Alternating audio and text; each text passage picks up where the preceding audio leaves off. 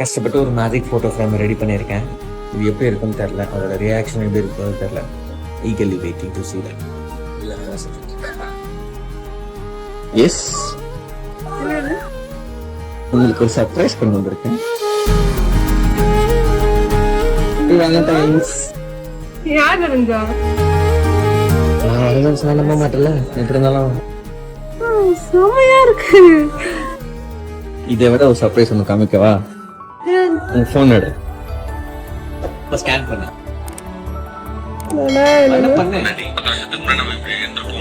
நினைச்சு கூட பாத்துக்க மாட்டோம். ஆனா இப்போ 2 லட்டுகளோட I just want to say only one thing. I love you. எடி செமையா இருக்கா?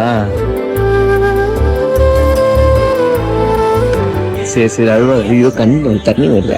சரி, வேலண்டைன்ஸ் டே அன்னைக்கு தன்னோட ஒய்ஃப பயங்கரமா அழ வச்சிட்டாரு. ஏன்னா அவர் கொடுத்த கிஃப்ட் அப்படி.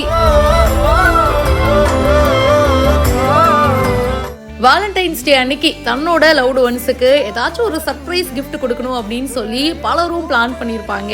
நிறைய பேர் வாங்கி கொடுத்திருப்பீங்க. அந்த வரிசையில இவரும் தன்னோட ஒய்ஃபுக்கு ஒரு சூப்பரான மேஜிக் போட்டோ ஃப்ரேம் வாங்கி கொடுத்திருக்காரு. போட்டோ ஃப்ரேம் ஓகே, அது என்னப்பா மேஜிக் போட்டோ ஃப்ரேம்?